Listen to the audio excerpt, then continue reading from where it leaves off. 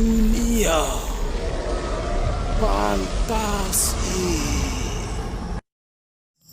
Hubungan gelap suami dan pembantuku. Bab 35.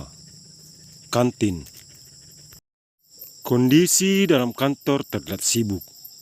Para karyawan-karyawati sedang sibuk mempersiapkan hari ulang tahun perusahaan antara grup.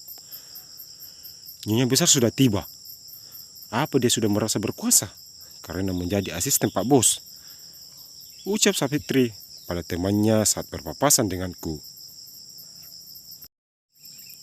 Sapitri memang dari awal tidak menyukaiku.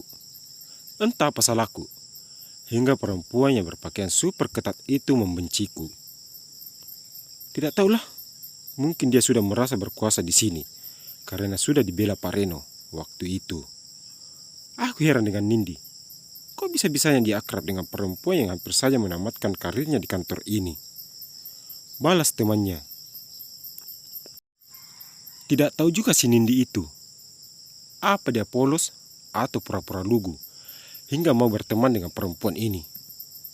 Kalau aku mah oga. Belum ada prestasi, karirnya langsung melonjak seperti roket. Atau jangan-jangan dia memberi sesuatu pada Pak Reno? Fitri, jaga mulutmu. Dari dulu kamu memang sering cari masalah dengan karyawan lain. Apa karena kamu tidak diangkat menjadi asisten di kantor ini, hingga kamu memusuhi setiap orang yang menduduki jabatan itu? Tenang Rini, biar aku yang memberi pelajaran pada perempuan yang sok jago ini. Nindi yang tiba-tiba datang dan berdiri di sampingku. Ci. Pahlawan kesayangan muncul. Hai Nindi, aku tidak bermasalah denganmu. Kenapa kamu ikut campur urusan kami? Mulai saat ini, masalah Rini, masalahku juga. Kalau kamu mengusik dia, itu berarti kamu mengusikku juga. Nindi berkacak pinggang.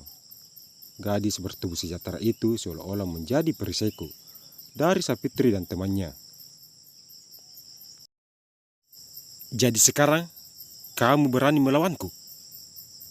Ingat Nindi, aku adalah senior di sini. Sedangkan kamu dan temanmu itu hanya anak kemarin sore. Sebagai bawahan, kalian berdua harus tunduk padaku. Bagaimana Sonia? Betul sekali. Sonia mengangkat kedua jempolnya. Memangnya kamu itu siapa? Hingga kami harus tunduk padamu. Hanya staf kecil saja, lagakmu sudah seperti bos. Apa kamu bilang? Sapitri mencoba mendekati Nindi, tapi segera dicegah oleh Sonia. Jangan lakukan sekarang. Kita bisa kena hukuman dari Pak Yudi. Kita cari momen yang tepat untuk memberi pelajaran pada badak bercula satu ini. Bisik Sonia. Kenapa hanya berbisik? Majulah, biar aku beri pelajaran pada kalian berdua. Ini bukan saat dan tempat yang tepat. Lain kali, kami akan memberimu hadiah. Dan kamu Rini, jangan senang dulu. Karena hari ini kamu bisa dilindungi oleh pawang hewan liar itu. Tapi suatu saat, kamu tidak akan kami biarkan lolos. Ayo Sonia, kita pergi dari sini. Sapitri dan Sonia pergi meninggalkan kami. Bilang saja kalau kalian takut, sok-sok mengancam pula. Sudahlah Nindi, tidak usah meladeni mereka. Dan terima kasih banyak atas bantuanmu mengusir kedua orang itu. Tenang saja, bila mereka mengganggumu lagi, jangan sungkan-sungkan menghubungiku. Biar ku bersihkan mereka seperti pakaian kotor. Tentu, aku ke ruang Pak Reno dulu. Sudah sedari tadi, beliau menungguku. Hati-hati, jangan sampai kamu diterkam olehnya. Nindi tertawa, lalu pergi meninggalkanku. Kulanjutkan langkahku menuju ke arah lift. Lift membawaku ke lantai puncak, di mana ruangan Pak Reno dan juga ruanganku berada. Dengan perasaan bercampur aduk, ku ketuk pintu sebanyak beberapa kali, hingga ku beranikan diri membuka pintu. Sebuah tubuh kekar dengan mata seperti elang siap menerkamku. Sudah jam berapa ini? Kenapa baru tiba sekarang?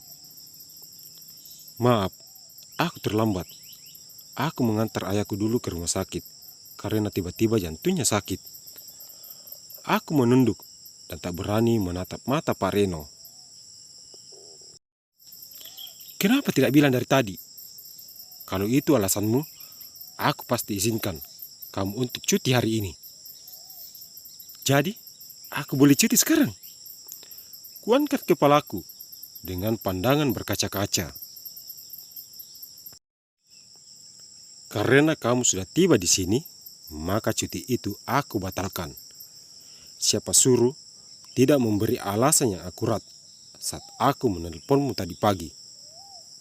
Ruginya aku jujur, karena hasilnya akan tetap sama. Kembali satu sentilan mendarat di keningku. Sakit tahu. Makanya jangan coba untuk membohongiku. Cepat buat undangan pada para pejabat dan pengusaha di kota ini. Karena 3 hari lagi acara ulang tahun perusahaan akan segera diselenggarakan. Ini jadwal acaranya. Pak Reno memberi selembar kertas padaku. Pak Reno kembali ke kursi kerjanya, sedangkan aku menuju ke kursi kerjaku. Kusalin kembali kertas kecil itu dan membubuhkan beberapa kata di dalamnya untuk mempercantik undangan. Setelah kuanggap cukup dan rapi, ku print hingga beberapa lembar dan kuserahkan pada Pak Reno. Tolong dilihat, bila masih ada yang kurang, boleh aku ulang kembali. Kuletakkan surat undangan itu di depan Pak Reno. Pak Reno mengambil satu lembar dari beberapa tumpukan, lalu memeriksanya dengan saksama. Kurasa ini sudah lebih dari cukup. Ternyata kamu juga memiliki keahlian selain tidak tepat waktu. Jangan salah, dulu setiap ada lomba menulis, aku pasti juara. Apalagi kalau ada lomba. Cukup. Aku tidak memintamu untuk curhat di sini. Mau juara 1 kek, mau juara 1000. Aku tidak peduli. Sekarang, print lebih banyak lagi lalu sebarkan ke beberapa instansi pemerintah dan juga pengusaha baik dalam kota ini maupun luar kota. Paham? Paham. Dasar tidak punya jiwa seni. Kamu mengumpatku. Mana aku berani. Aku kembali ke kursi kerjaku dan mulai memprint lebih banyak sesuai dengan perintah Pak Reno. Tidak terasa, waktu terus berlalu hingga jam istirahat tiba. Ayo makan siang dulu, nanti kamu lanjutin lagi pekerjaanmu itu. Pak Reno berdiri dan mengambil jas yang sengaja dia letakkan di punggung kursi kerjanya. Bapak duluan saja, ini masih tanggung. Jawabku dengan tatapan ke arah laptop. Tanpa aku sadari, Pak Reno sudah berdiri di sampingku, lalu memegangi pergelangan tanganku. Tunggu Pak, sebentar lagi. Ini sudah jam istirahat, jadi harus istirahat. Pak Reno menarik pergelangan tanganku keluar dari dalam ruangan. Segera ku tarik tangannya, seperti yang dilakukan Pak Reno pada aku tadi. Ada apa ini? Kamu tenang saja dan ikut aku, bisikku pada Nindi. Ikut kemana? Ikut makan bersama Pak Reno. Aku tidak mau. Takutnya dia marah kalau aku ikut dengan kalian makan bersama. Tenang saja, biar aku yang akan bicara dengannya.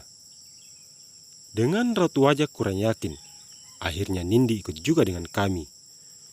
Suasana kantin yang tadinya riuh, kini dia mencekam setelah melihat kehadiran Pak Reno. Pak Reno terus melangkah menuju ke ruangan berdinding kaca sebagai pembatas antara ruangan karyawan biasa dan pembesar antara grup. Pak Reno segera duduk diikuti kami. Mata Pak Reno mengarah pada Nindi yang sedari tadi hanya diam tertunduk saking takutnya. Aku yang mengajaknya. Tidak baik makan berdua, apa nanti penilaian orang pada kita. Lagian, Nindi ini temanku, jadi aku wajib mengajaknya makan denganku. Kalau Bapak tidak suka, biar kami pindah ke meja lain saja. Apa aku pernah bilang tidak suka? Angkat kepalamu sekarang. Tidak usah setakut itu padaku. Nindi mengangkat kepalanya dan menatapku. Aku tersenyum, mengangguk, lalu kuusap punggungnya. Jadi aku boleh ikut makan dengan kalian? Tentu boleh. Kamu dengar sendiri apa kata Pak Reno tadi. Bagai mendapat hadiah bertubi-tubi. Nindi hampir saja melompat.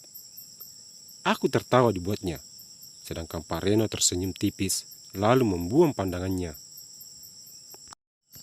Akhirnya, aku bisa makan juga di ruangan ini.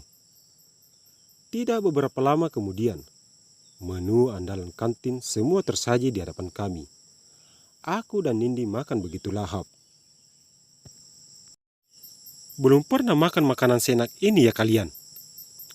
Aku dan Nindi sama sekali tidak peduli dengan ucapan pedas Pak Reno. Biarkan dia berkicau. Anggap saja dia lagi menyanyi menghibur kami.